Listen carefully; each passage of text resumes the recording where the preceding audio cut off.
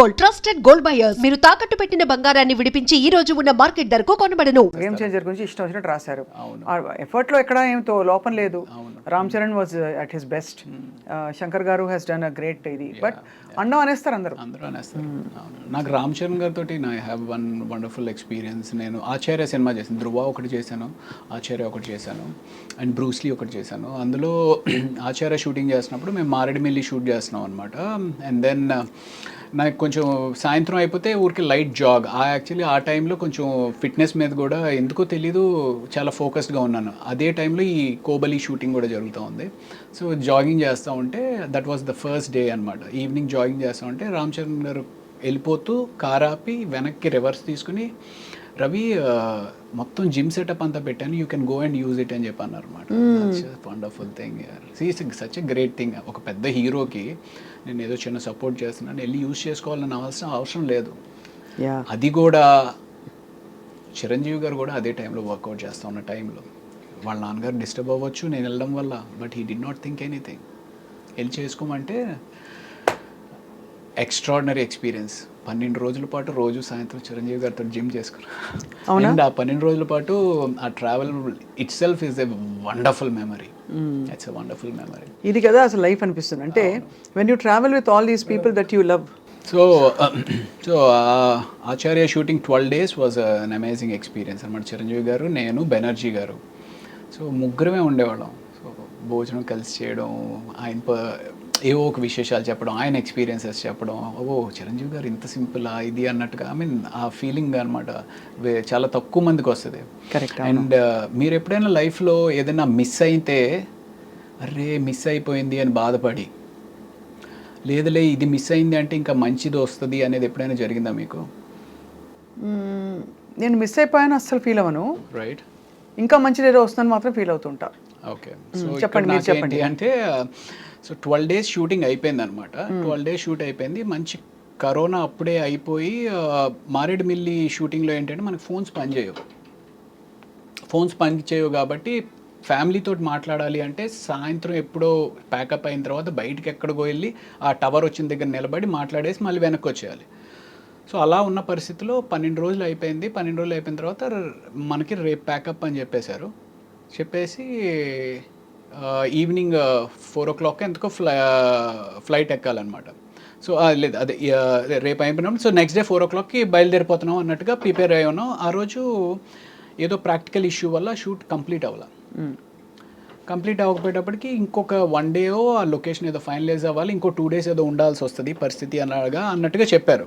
అరే ఇప్పటికే 12 రోజులు అయిందిరా, సరిగ్గా ఫోన్ కూడా మాట్లాడుకోలేకపోతున్నాము, ఇంటికి వెళ్ళిపోదాం అనే ఒక మైండ్ ప్రిపేర్ అయిపోయి ఉంది అని చెప్పి డల్గా అలా నన్ను నేను జిమ్కి కూడా వద్దులే అనుకుంటూ సరేలే అనుకుంటే ఈడ్చుకుంటా నా బాడీని తీసుకుని వెళ్ళి ఆ జిమ్లో పెట్టాను. చిరంజీవి గారు అప్పుడు జిమ్ చేసుకుంటా ఉన్నారు. ఏంటి రవి మీరు వెళ్ళిపోతారన్నారు కదా, వెళ్ళలేదా అంటే, లేదు సార్ అదేదో షూటింగ్ పోస్ట్ పోన్ అయిందంట కదా సార్, మేబీ ఇంకొక రోజు ఉండాల్సి వస్తుంది అని చెప్పి అంటున్నారు సార్ అని చెప్పేసి అన్నా. అవునా సరే ఓ పని చేయి, రేపు నేను 3 o'clockకి ప్రైవేట్ ఫ్లైట్లో వెళ్ళిపోతున్నాను, నాతో వచ్చేయన్నారు. Can you imagine that?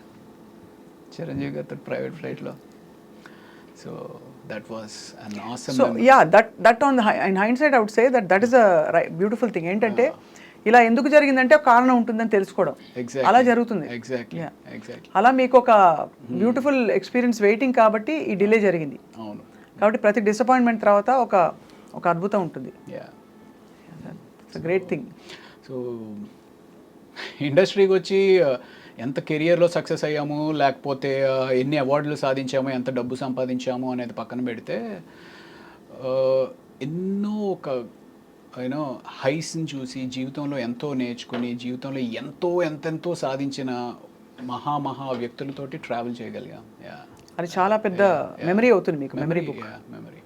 And దానికి తోడు మీకు supporting wife and family. Correct. చాలా and also lot of good people in your life. Right. It reflects your goodness also, Ravi Prakash garu. Maybe. So adi we look forward to seeing you more and more on screen. Thank you. నేను actually interviews అంటే పెద్ద YouTube interviews ఏముంటుంది, నీ private లైఫ్ని తీసుకొచ్చి public తోటి share చేయాలి అంత ఇంట్రెస్ట్ వాళ్ళకేముంటుంది, నా ప్రైవేట్ లైఫ్లో అనే ఒక చిన్న దాంతో ఎక్కువ చేయను. బట్ మీరు కొంచెం ఇంటలెక్చువల్గా ఉంటుంది, మీతోటి మాట్లాడడం కొంచెం ఎంగేజ్ చేస్తారు అనే ఒక ఉద్దేశంతో ఓకే స్వప్న గారితో అయితే చేద్దాం అని చెప్పి వచ్చానండి. I hope I didn't let you down. లేదు yeah it was nice. It was a ఏదో అంటే ఐఏఎస్ ఎగ్జామ్కి వచ్చినట్టు నా వర్క్ ఈ ప్రశ్నలు అడిగేసేయడం, ఈ ప్రశ్నలు అడిగేసేసి అయిపోతే నేను వెళ్ళిపోతే ఆయన కూడా వెళ్ళిపోతారు అనేది కాకుండా you know everything is an entertainment, everything is a craft, even interviewing is a craft. Absolutely. అవును, మనం ఎవరైతే ఇంటర్వ్యూ చేస్తున్నామో ఆ వ్యక్తితోటి మనం నిజంగానే కనెక్ట్ అయ్యి ఆ కనెక్షన్తో ఎంగేజ్ ఆడియన్ని చేయగలిగితేనే ఇంటర్వ్యూ బాగున్నట్టు. నేను 2004 ఘర్షణ చేస్తున్న టైంలో అప్పటికే కొన్ని సినిమాలు చేసుండి విపరీతంగా జిమ్నాస్టిక్స్ చేసేవాడిని. అంటే నాకు అంత మనం చిన్నప్పటి నుంచి ట్రైన్ అయింది కాదు, ట్రైన్ అవ్వనప్పటికీ నా టైం ఎక్కువ, నా ఎఫర్ట్ ఎక్కువ జిమ్నాస్టిక్స్ నేర్చుకోవడం మీద పెట్టానన్నమాట. అది ఎంత ఇదిగా ఉండేది అంటే నేను ఇక్కడ మధురానగర్లో ఉండి మా జిమ్నాస్టిక్స్ అంతా మాసప్ ట్యాంక్లో, ఇక్కడ నుంచి అక్కడికి వెళ్ళాలి అంటే కార్ వేసుకుని రోజు వెళ్తుంటే పెట్రోల్ బోల్డ్ అంత ఖర్చు అయిపోతుంది. ఇలా ఖర్చు అయిపోతున్నప్పుడు ఇంత డబ్బులు మరి పెట్రోల్కి అయిపోతే ఎలాగా అని చెప్పి బస్ మీద వెళ్ళేవాడిని. బస్ ఎక్కితేనేమో జనం గుర్తుపడుతూ ఉండేవారు. జనం గుర్తుపట్టి అదేంటి సార్ మీరు ఆ సినిమాలో ఉన్నారు కదా, భయ్యా నువ్వు ఆ సినిమాలో ఉన్నావు కదా అని చెప్పి గుర్తుపడుతూ ఉండేవారు. ఏం చేస్తాం, నేర్చుకోవాలి. అలాగా చాలా ఆల్మోస్ట్ ఒక 5 years దాని మీద టైం ఇన్వెస్ట్ చేశాను.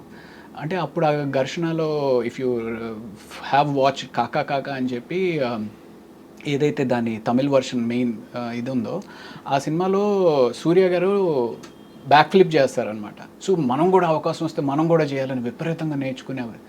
సో అంత చేసిన తర్వాత నాకు కొన్ని సంవత్సరాల తర్వాత అనిపించేది విపరీతం ఇంజురీస్ అయ్యేవి, ఇంజురీస్ అయిపోయి కాలు ఇంత లావుని వాచిపోతూ ఉండేది. మీకా? బా. సో అంటే ఆ జిమ్నాస్టిక్స్ చేస్తున్నప్పుడు ఏంటంటే బాడీ దానికి ఎకస్టమ్ అవడానికి వామిటింగ్స్ అవుతూ ఉంటాయి, ఎందుకంటే తిరుగుతూ ఉన్నాం కదా, వామిటింగ్స్ అవుతూ ఉండేవి. ఓ అంత తిరుగుతారా మీరు? అప్పట్లో అయ్యేవాళ్ళు, ఇప్పుడు అంటే ఇంకా ఇట్స్ టఫ్. సో ఒక తర్వాత అనిపించింది అరే ఇదే టైం కానీ నువ్వు ఓ కామెడీ చేయడం నేర్చుకున్నట్టయితే anything has to be learned. So ఆ కామెడీ చేయడమో లేకపోతే ఇంకోటి అయితే శుభ్రంగా ఇంకా దీనికంటే బిజీ అయ్యేవాడు కదరా అనిపిస్తుంది. బట్ నేను ఈ వెబ్ సిరీస్ ఏదైతే కోబలి అని చేశానో నాకు అసలు తెలీదు, వాళ్ళు ఏదో అనుకోకుండా వాళ్ళు వచ్చారు, అప్రోచ్ అయ్యారు, ఇది చేస్తే అందులో అన్ని ఫైట్లే. అప్పుడు నేర్చుకుంది ఇప్పుడు ఉపయోగపడిందండి అది. And for more videos, Please subscribe to iDream. Please subscribe to iDream. Please subscribe iDream. And please subscribe to iDream. For more videos, subscribe to iDream. please like, share and subscribe to the channel. Congratulations, iDream. Subscribe to iDream. Subscribe to iDream. So subscribe to iDream Media. iDream ki iDream team andarki huge congratulations. Please subscribe iDream Media. Please subscribe to iDream. Subscribe iDream. Please subscribe to iDream. iDream అంటే నా కళల ఛానల్ను subscribe చేసుకున్న నోరు తిరుగుతలేదు, మీరైతే గంట గుర్తు కొట్టండి. For more such videos, please subscribe to iDream. Subscribe to iDream. Please subscribe to iDream. Please subscribe iDream Media. Please do subscribe to iDream. Please subscribe to iDream Media. For best entertainment and information, please subscribe iDream. And don't forget to subscribe to iDream.